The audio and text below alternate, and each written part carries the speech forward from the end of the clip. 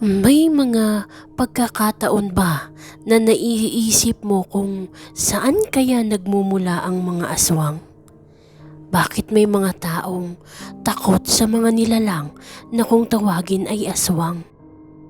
Marami sa mga Pilipino ay naniniwala sa mga usapin patungkol sa mga nilalang na kumakain ng dugo at laman ng tao. Meron pa nga nagsasabi na sila mismo ay nakasaksi kung paano kumain ng tao ang mga aswang.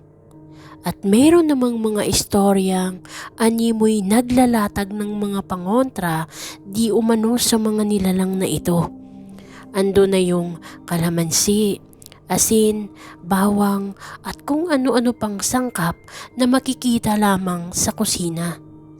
Pero ang mga pangontrang ito ay wala namang matibay na basihan kung talaga bang epektibo sa pagtaboy o pagpuksa ng isang aswang kung meron man.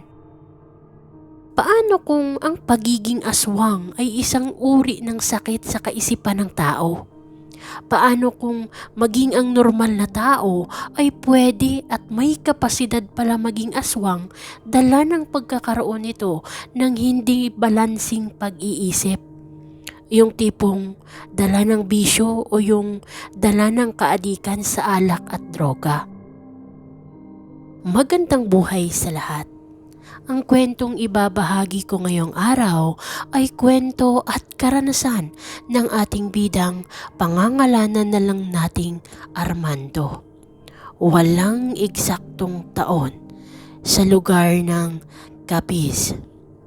Sakit sa ulo at problema lamang ang ibinibigay ni Armando sa pamilya niya. Lagi pa iyong nasasangkot sa away dahil sa bisyo.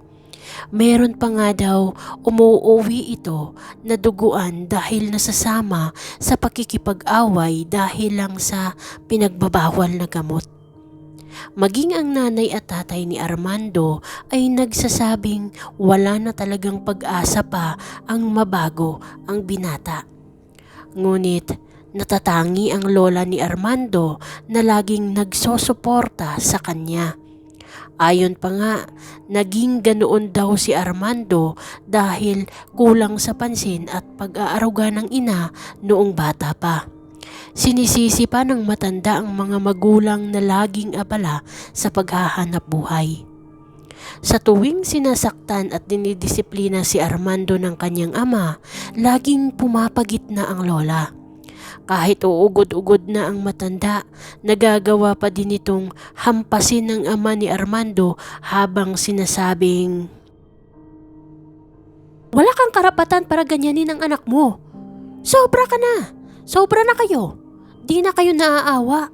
Imbis na gawan nyo ng paraan upang tumino ang anak nyo, pero ano itong ginagawa nyo? Torture ang inaabot ng bata. Sa huli, wala kayong masisisi kung sasapian ng demonyo ang batang ito dahil sa pagmamalupit nyo." Ang galit na wika ni Lola. Kaya lumalaki ang ulo ng batang ito, Nay. Dahil din sa inyo. Paano tatanda kung may kagaya mo na dumidepensa lagi sa kanya? Nay, malala na ang pagka-adik ng anak ko at kinakailangan ko na itong putulin. Dahil kung hindi, baka isa sa mga susunod pa ng mga araw, tayo ang mapapahamak dahil sa bisyo niya. Ang galit naman na sagot ng tatay ni Armando. Natahimik ang lola ni Armando habang iniisip ang mga kataga na nagmumula sa ama ng binata. Sa puntong iyon, wala nang nagagawa ang tatay ni Armando kundi ang kumalma dahil hindi na ang binata ang kaharap niya kundi ang lola nitong galit na galit sa tuwing nakikita si Armandong pinagmamalupitan. Pero ang ginagawa noon ng lola ay hindi para mabago ang binata, kundi parang yun ang naging sangkalan ni Armando para hindi matigil ang kanyang bisyo. May mga pagkakataon pa ngang ang lola niya mismo ang naging hingian niya ng pera para lang may pambili ng kinakaadikang droga. Matapos ang insidenteng iyon, parang wala lang kay Armando na kung sino man ang galit sa kanya. Para kasi sa kanya, buhay niya ang pagiging adik at walang ninuman ang makakapagpigil sa mga gusto niyang mangyari. Isang araw, nagkayayaan ang mga barkada ni Armando. Ayon sa kanya, kinailangan niya di umano ng pera para sa lakad nila kasama ang mga kaibigan niyang mga adik din kagaya niya. Nagalit noon ang tatay niya dahil ayon dito wala nang ginawa si Armando kundi ang sumama sa mga kaibigan habang nagbibigay iyon ng perwisyo sa pamilya niya. Nagsalita pa ng hindi maganda ang amang galit na galit kay Armando. Wala noong nagawa si Armando kundi ang umalis. Ngunit nakaisip ito ng hindi kaaya-ayang gawain dahil walang pera. Kinuha nito ang manok ng tatay niya at ibinenta para lang may perang pang-ambag sa mga kasama sa pagbili ng shabu. Noon naging walang pakialam si Armando sa kung anuman ang kahihinatnan ng ginagawa niya. Ang nais niya lang noon ay maibsan ang pakiramdam habang naghihit-hit ng pinagbabawal na gamot. Halos buong araw din nakauwi ang binata. Tagay dito, hit-hit doon, ang ginawa nila ng mga barkada niya maghapon. Hanggang sa inabot na nga sila ng hating gabi. Nang mga oras na yon, parang pakiramdam ni Armando ay nawawala na ang espiritu ng katinuan sa katawan niya. Maging ang paningin niya noon sa mga kaharap niya ay pawang mga baboy na naghahalakhakan. Di niya lubos maisip kung bakit parang napaligiran siya ng mga hayop na may sungay gayong nagsasalita ito habang tinatanong siya kung okay lang ba ang pakiramdam niya. Hawak ni Armando ang ulo niya habang sumasagot ng, Mga hayop kayo. Bakit kayo nagsasalita? Sino kayo? Sino kayo ha? Bakit kayo nagsasalita? Pasigaw na bulaslas ni Armando sa mga kaibigan. Maya-maya pa nang may isa sa mga kaibigan niya ang humila sa kanya kasabay ng pag-unday nito ng suntok sa mukha niya. Halos mawala sa ulirat ang binata dahil sa lakas ng tama ng suntok ng kaibigan niya. Akmang susuntok pa sana ulit iyon nang kinuha ni Armando ang isang bote ng alak at bigla na lang iyong hinampas sa ulo ng kaibigan. Doon na animoy nagkagulo ang lahat nang bigla na lang pagsasaksakin ni Armando ng basag na bote ang liig ng kaibigan niya dahil ang nakikita niya daw ng mga oras na yun ay hindi na tao, kundi isang baboy na may sungay. Nagsitakbuhan naman ang mga kaibigan niya na takot sa nasaksihan nila. Ilang minuto ang makalipas nang hawak-hawak pa din ni Armando ang basag na bote habang binabaybay niya ang daan pa uwi. Naliligo na siya ng dugo ng mga oras na yon habang nalilisik ang mga mata niya na para bang may kung anong demonyo ang sumasapi sa kanya.